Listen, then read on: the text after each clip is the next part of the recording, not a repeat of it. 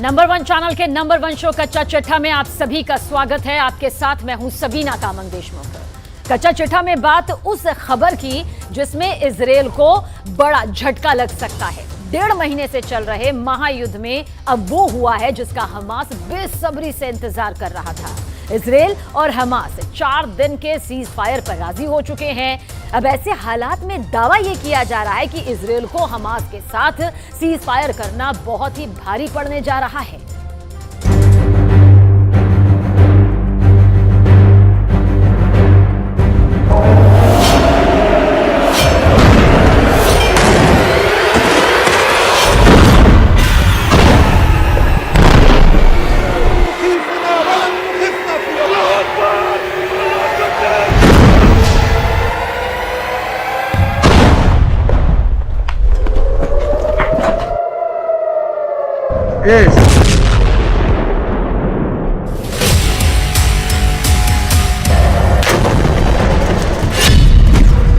Gaza युद्ध में पहली बार जीता हमास।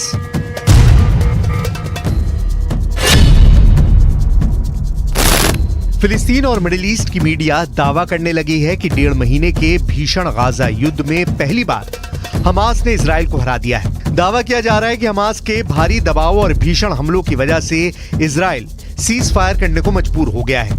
4 दिन का ये युद्ध विराम ऐसे वक्त हो रहा है जब इजरायली सेना उत्तरी गाजा में जीत के दावे कर रही है, जबकि दक्षिणी गाजा में ताबड़तोड़ इजरायली हमले हो रहे हैं।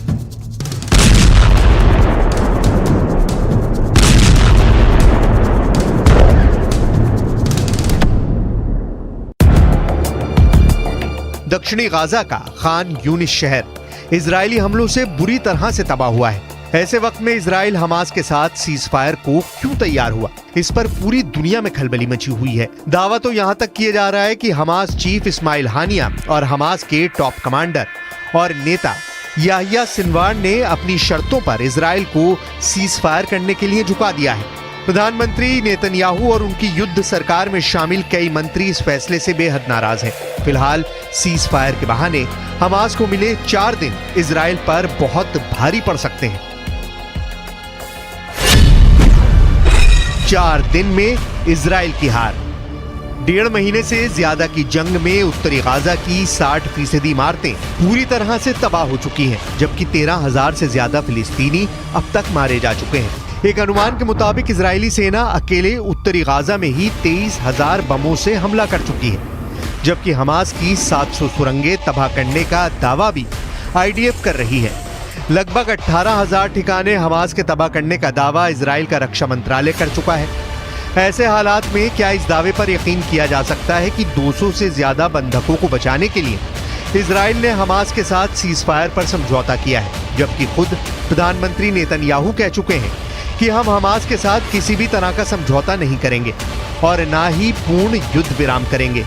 अगर इजराइल ऐसा करेगा तो यह हमास के सामने सरेंडर करने जैसा होगा, आतंकवादियों के सामने हार मानने जैसा होगा।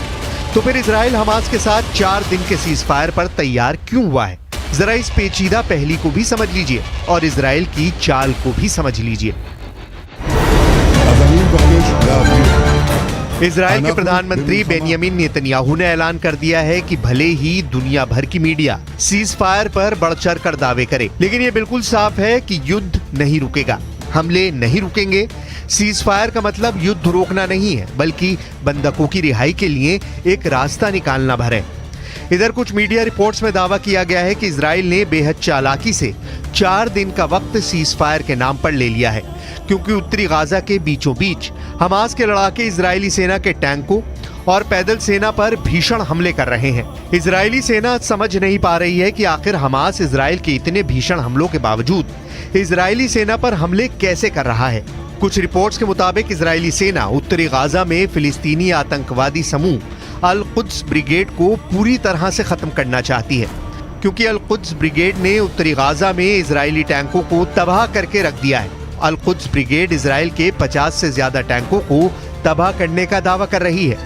अभी तक गाजा युद्ध में इजराइल के 70 से ज्यादा सैनिक मारे जा चुके हैं, जिनमें कई कमांडर लेवल के अफसर हैं। अल कुद्स ब्रिगेड के लड़ाके आईडीएफ टैंकों पर बेधड़क रॉकेट लॉन्चर से हमले कर रहे हैं।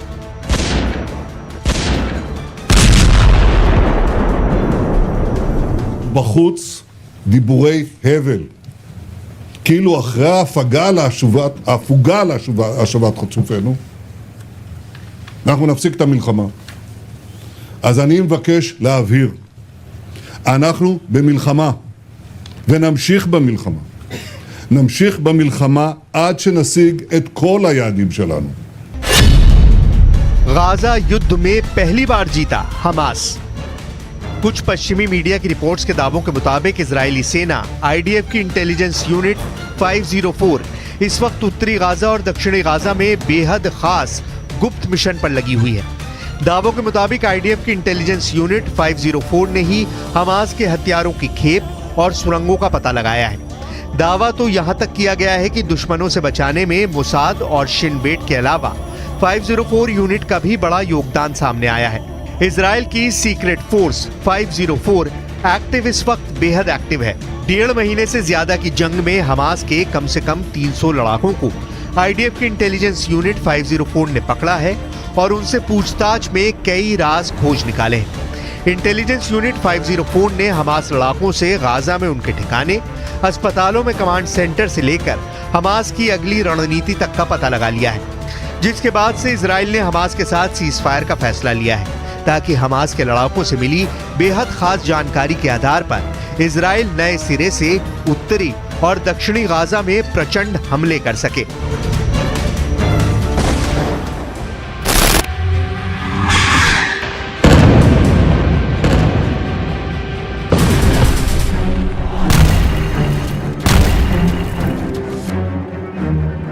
अब सवाल उठता है कि क्या हमास को नहीं पता होगा कि इजराइल सीजफायर के नाम पर उनके साथ खेल रहा है? तो जवाब है बिल्कुल।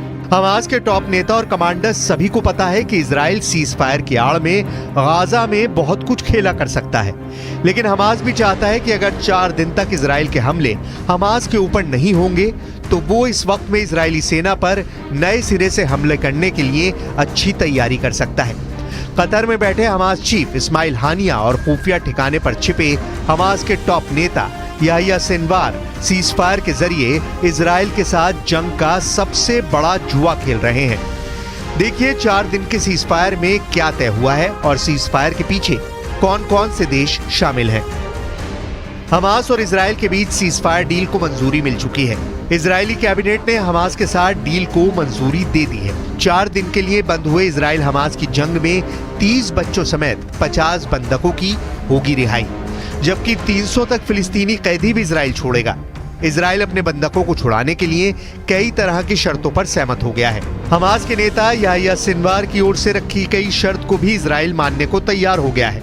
इस शर्त के मुताबिक युद्ध विराम के हर दिन 6 घंटे के लिए गाजा हवाई क्षेत्र में इजरायली ड्रोन नहीं उड़ेंगे। इसका कारण है कि इजराइल बंधकों की लोकेशन ना जान सके। हमास हर दिन 10 इजरायली बंधकों को छोड़ेगा। इस पीस डील को मुकाम पर पहुंचाने में कतर, मिस्र के अलावा तुर्की ने भी अहम भूमिका निभाई है। तुर्की कुछ मुस्लिम देशों के सीनियर अधिकारियों को मिलाकर बने ग्रुप में सक्रियता से काम कर रहा था।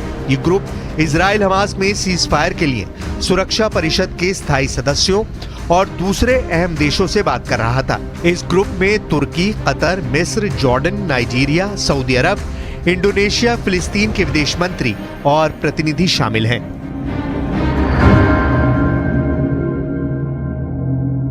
Hamas have a dubious record with regard to holding fire in the past. They've utilized these types of pauses in the past to conduct more killing and abduction. So we need to be very strong in our defensive position. Ceasefire नहीं, ये surrender है। ونقول للاحتلال الذي تجاوزت خسائره 180 دبابة وناقلة جند وآلية عسكرية ومئات القتلى والجرحى في صفوف جنوده وضباطه خلال أسبوعين فقط. نحن لازلنا في بداية المعركة ولازلنا في أول الطريق وأول الشوط وإن القادم بإذن الله أكبر وأعظم. इधर Hamas ने ceasefire के बीच बहुत बड़ी धमकी दी है। हमास के टॉप कमांडर्स ने साफ कह दिया है कि इजराइल पर हम 7 अक्टूबर जैसे बड़े हमले लगातार करते रहेंगे। हमास वेस्ट बैंक में रह रहे फिलिस्तीनियों को भी इजरायली लोगों पर हमला करने के लिए उकसा रहा है। Middle east media research institute यानी MEMRI के मुताबिक वेस्ट बैंक में मौजूद हमास की स्टूडेंट विंग ने एक वीडियो जारी कर लोगों को 7 अक्टूबर जैसा हमला दोहराने को कहा है। अब ऐसे हालात में देखना होगा कि क्या 4 दिन का सीजफायर इजराइल के लिए नया नासूर साबित होगा या फिर हमास के खिलाफ गेम चेंजर।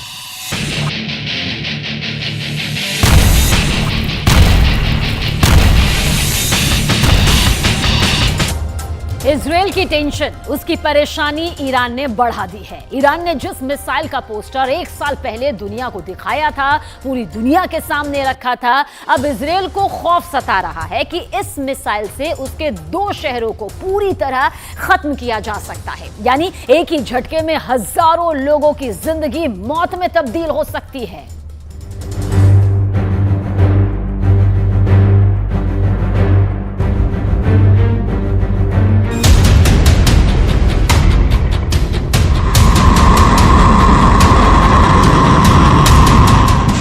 सन्नाटे को चीरती मिसाइल का शोर हुआ।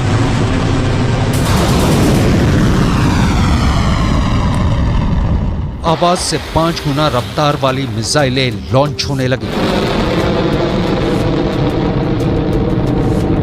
और फिर जमीन पर जोरदार धमाका होता है, इतना जोरदार कि जलजला आ जाता है। आग की लपटों के साथ जमीन का जर्रा जर्रा बिखर जाता है। धुएं का गुबार पूरे आसमान में छा जाता है। लगभग 50 सेकंड के इस वीडियो क्लिप से दुश्मन का कलेजा कांप उठा।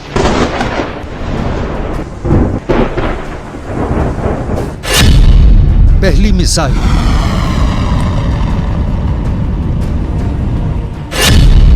दूसरी मिसाइल,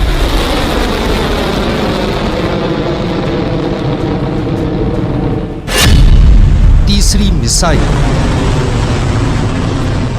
एक के बाद एक 3 मिसाइलें टारगेट पर छोड़ी जाती हैं और फिर तीनों अपने टारगेट पर कुछ इस तरह गिरती हैं।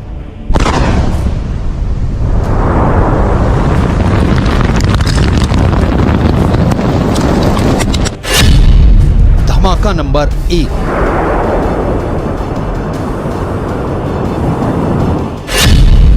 धमाका नंबर 2,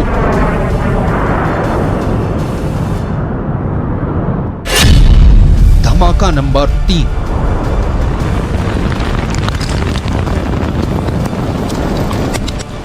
धमाका ईरान में किया गया,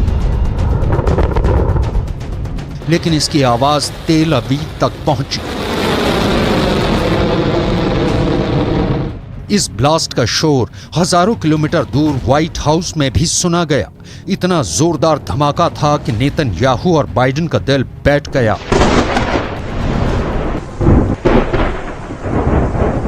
ईरान की पहली हाइपरसोनिक मिसाइल वार और पलटवार के लिए तैयार है। इस घातक हथियार की रेंज, इसकी रफ्तार, सब कुछ बहुत बड़ा सीक्रेट है जिसे ईरान अब दुनिया को बताना चाहता है। ईरान की ऐसी मिसाइल का पोस्टर 1 साल पहले छप गया था। तेहरान की सड़कों पर चप्पे चप्पे में पोस्टर लगाया गया। पोस्टर में मिसाइल की फोटो, साथ में टारगेट का नाम फारसी और हिब्रू में पोस्टर में लिखा था। 400 सेकंड में टारगेट तेल अवीव ध्वस्त। यह है ईरान की फतह 2 मिसाइल, रेंज 1.5 से 2000 किलोमीटर।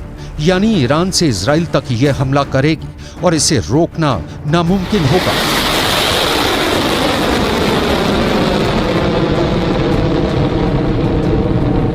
क्योंकि यह हाइपरसोनिक मिसाइल है, यानी स्पीड 6000 किलोमीटर प्रति घंटा से ज्यादा, या कहें कि आवाज से 5 गुना ज्यादा रफ्तार।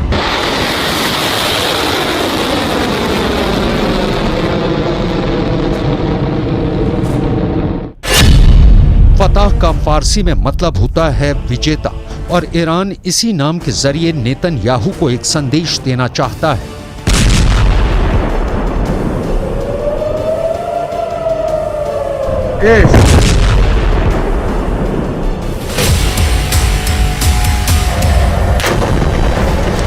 गाजा में हो रही बमबारी और हजारों लोगों की मौत को लेकर ईरान इस वक्त बहुत गुस्से में है। सबने सवाल पूछा कि मिसाइल है तो ईरान किस बात का इंतजार कर रहा है।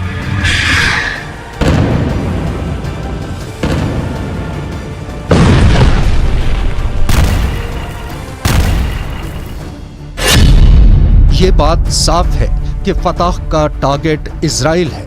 पिछले साल नवंबर में ईरान की इस्लामिक रिवॉल्यूशनरी गार्ड कोर यानी IRGC ने दावा किया था कि उसने एक ऐसी हाइपरसोनिक मिसाइल बनाई है जो महज 7 मिनट के अंदर इजराइल को तबाह कर सकती है। यानी इजराइल को सिर्फ 400 सेकंड में बर्बाद करने का दावा किया गया और अब फतह 2 सबके सामने है।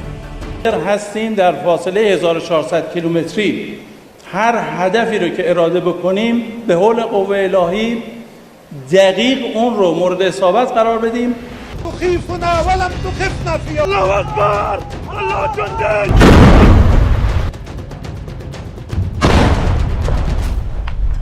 ईरान के सुप्रीम लीडर अली खामेनेई से लेकर राष्ट्रपति इब्राहिम रईसी तक सबको जिसका इंतजार था, मिसाइल की दुनिया में ईरान का एक ऐसा प्रोजेक्ट जिस पर तेल अवीव और पेंटागन की पैनी नजर थी। मिसाइल की ईरान की ताकत देखने के लिए दुनिया बड़ी बेसब्री से इंतजार कर रही थी। खामेनेई ने पहले इसी मिसाइल का एक सीक्रेट अड्डे पर जाकर मुआयना किया और फिर ईरान ने जोरदार बारूदी धमाका करके दोस्त और दुश्मन सभी को अपनी ताकत का सबूत दे दिया।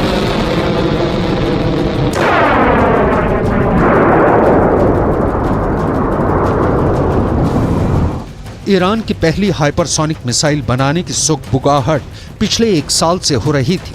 6 जून 2023 की तारीख ईरान के इतिहास में पत्थर पर लिखी इबारत बन गई, क्योंकि तब ईरान ने अपने राष्ट्रपति इब्राहिम रईसी की मौजूदगी में पहली हाइपरसोनिक मिसाइल बनाने का दावा किया। इसे पहली बार दुनिया के सामने पेश किया। मिसाइल का नाम रखा फतह। ये नाम ईरान के सुप्रीम लीडर अली खामेनेई ने दिया है। رئیس جمهور آمریکا، صدر اعظم آلمان، رئیس جمهور فرانسه، نخست وزیر انگلیس، اینا دارن از یه چنین موجودی، از یه چنین هویتی دارن دفاع میکنن و بهش کمک دارن میکنن. این معناش چیه؟ معناش این است که مسئله تبعیض نژادی که امروز یکی از مسائل مهم دنیاست. ईरान ने पश्चिम एशिया में अपने मोहरों से इजराइल की घेराबंदी की हुई है। ईरान बार बार इजराइल को धमकाता रहता है। देखिए, इस बीच सबसे बड़ा सवाल यह है कि महायुद्ध कंट्रोल कौन कर रहा है, और साथ ही इस बीच यूक्रेन युद्ध में गाजा का कनेक्शन भी सामने आ गया, जिसका सबसे बड़ा झटका यूक्रेन के राष्ट्रपति ज़ेलेंस्की को लगा। यूक्रेन और गाजा के महायुद्ध में 3 ऐसी बातें हैं जिसका फायदा बड़ा जो है वो सीधे सीधे पुतिन को हुआ है।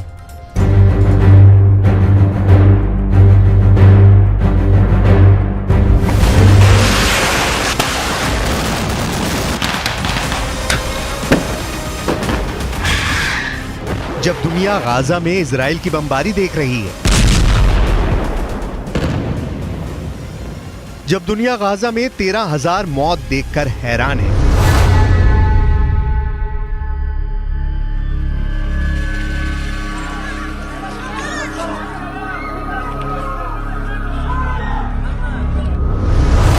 जब अमेरिका के समुद्री बेड़े इजराइल को बचाने के लिए भूमध्य सागर में डेरा डाले हुए हैं, पश्चिम एशिया में जंग के नए नए फ्रंट खुलने लगे हैं। हालात ऐसे हैं कि दुनिया को परमाणु हमले से लेकर वर्ल्ड वॉर शुरू होने का डर सता रहा है।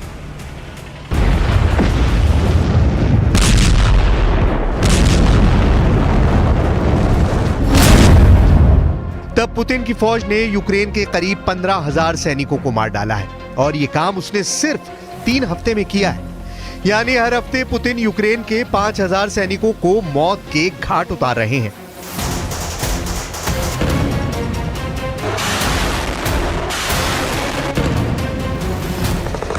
मतलब साफ है कि गाजा की गलियों में हमास और इजराइल के युद्ध के बीच एक जंग ऐसी भी है जिससे पूरी दुनिया का ध्यान भटक चुका है। लेकिन यूक्रेन में रूस जो कहर बरसा रहा है, उसको रोकने वाला ना अब अमेरिका बचा है ना ही नेटो। यूक्रेन में इस वक्त तबाही इस पैमाने पर हो रही है कि ज़ेलेंस्की के पैरों तले जमीन कब खिसकेगी उनको भी नहीं मालूम। Все попытки ВСУ провести десантную операцию на Херсонском направлении не увенчались успехом.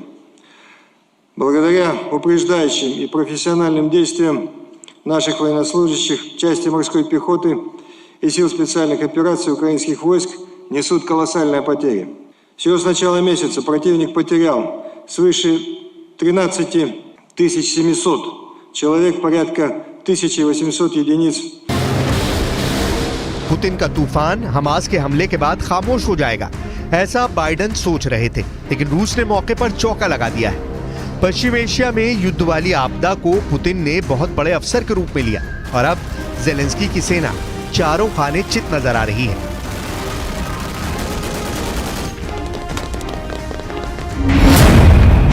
इसकी बड़ी वजह गाजा का युद्ध बन चुका है, क्योंकि अमेरिका का हथियार सप्लाई अब पूरी तरह इजराइल की तरफ खिसक चुकी है। जो हथियार अमेरिका यूक्रेन भेजता रहा है, यानी तोप, गोले, बम, बारूद, सब कुछ अब इजराइल की तरफ जा रहा है। इजराइल इस वक्त गाजा पर 24 घंटे बमबारी कर रहा है और उसके हथियार खत्म हो रहे हैं। यही वजह है कि इजराइल को फंसा देखकर अमेरिका ने अपने हथियार गोदाम इजराइल के लिए खोल दिए हैं। यही वजह है कि यूक्रेन युद्ध को चलाने वाली अमेरिका की मशीन ठप पड़ चुकी है या फिर इजराइल के लिए गोले बारूद का उत्पादन कर रही है।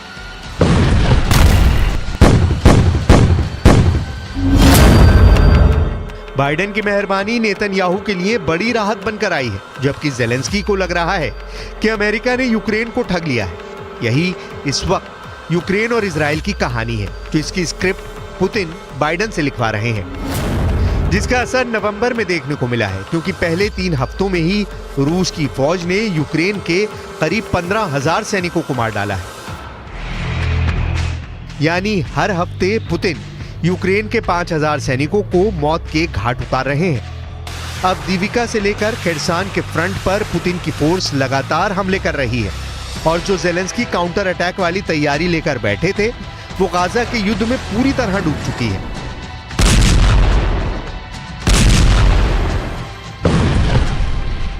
Российских войск продолжают успешно вести активную оборону, уверенно удерживают рубежи на всей линии боевого соприкосновения, постепенно улучшая свое положение. Противнику непрерывно наносится огневое поражение, не позволяющее ему. इस वक्त यूक्रेन के अवदीविका के लिए बहुत खतरनाक युद्ध चल रहा है। जिस तरह रूस ने बखमूत पर हमला किया था, ठीक उसी तरह अब अवदीविका को घेर लिया है। ज़ेलेंस्की का दावा है कि रूस को अवदीविका की लड़ाई में बहुत बड़ा नुकसान उठाना पड़ा है।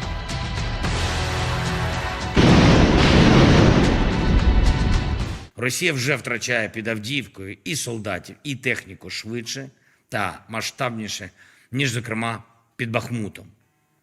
Витримувати цей їхній натиск надзвичайно складно. І кожен наш воїн, який тримає позиції, кожен наш воїн, який виконує бойові завдання, саме там заслуговує на надзвичайну нашу вдячність. ज़ेलेंस्की और उनकी फौज के दावे हमेशा हैरान करते आए हैं। यूक्रेन का ताजा दावा यह है कि युद्ध में रूस के 3,20,000 सैनिक मारे जा चुके हैं। हालांकि खुद बाइडेन ने इन आंकड़ों को कभी गंभीरता से नहीं लिया। यूक्रेन का दूसरा दावा यह है कि रूस के 5,500 टैंक तबाह किए जा चुके हैं, यानी पुतिन की 70% टैंक पावर खत्म हो चुकी है। यूक्रेन का दावा है कि रूस की 10,000 बख्तरबंद गाड़ियां तबाह की जा चुकी हैं, यानी पुतिन का 80% नुकसान हो चुका है।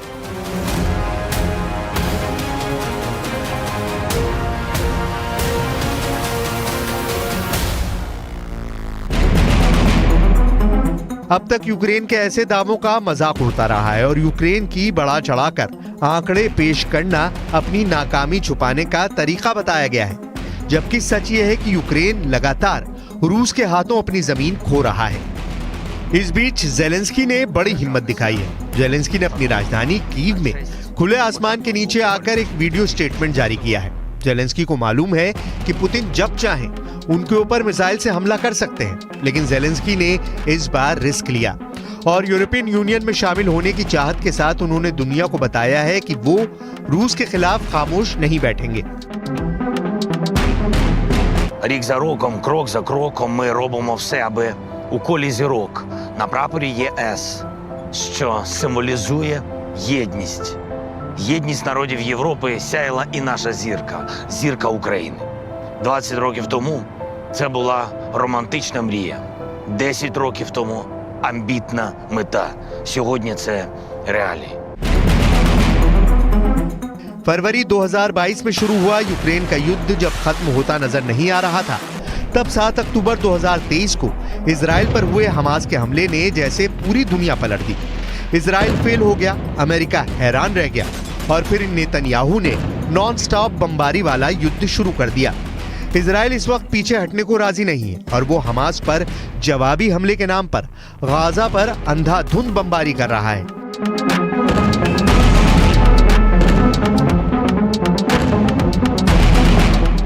ऐसी ही तस्वीरों में दुनिया यूक्रेन युद्ध को जैसे भूल गई है और इस तरह से पुतिन ने भी पूरी नेटो को भटका दिया है। पुतिन अब जहां जा रहे हैं वो यूक्रेन को नहीं बाकी दुनिया की बात कर रहे हैं। ब्रिक्स देशों की ऑनलाइन मीटिंग के दौरान पुतिन ने बता दिया कि अमेरिका और बाइडेन पूरी दुनिया में अराजकता फैलाना चाहते हैं और फिलिस्तीन इजराइल का ताजा मुद्दा इसकी मिसाल है।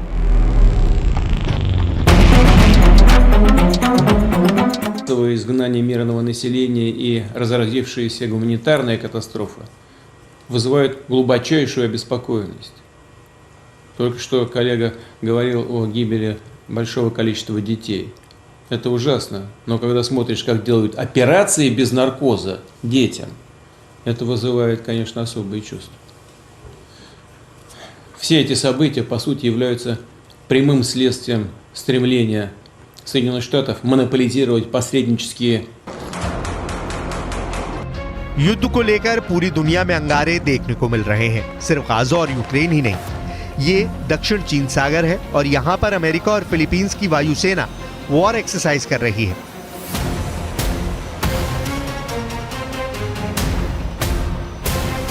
ताइवान के करीब अमेरिका और फिलीपींस के जहाज उड़ रहे हैं। जाहिर है कि इस पेट्रोलिंग का मकसद सिर्फ और सिर्फ चीन को डराना है ताकि शी जिनपिंग ख्वाबों में भी ताइवान के बारे में ना सोचें।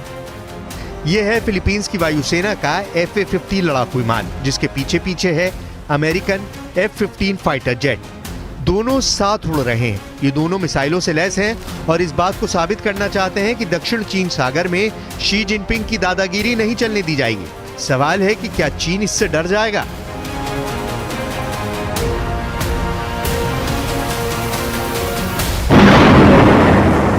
कुल मिलाकर युद्ध के शोले दुनिया के हर कोने में भड़के हुए हैं। यूक्रेन के बाद गाजा में चिंगारी बहुत बड़ी आग बनकर अपने अपने इलाकों को जला रही है। अब फिक्र की बात है कि क्या बाकी दुनिया इससे बची रहेगी।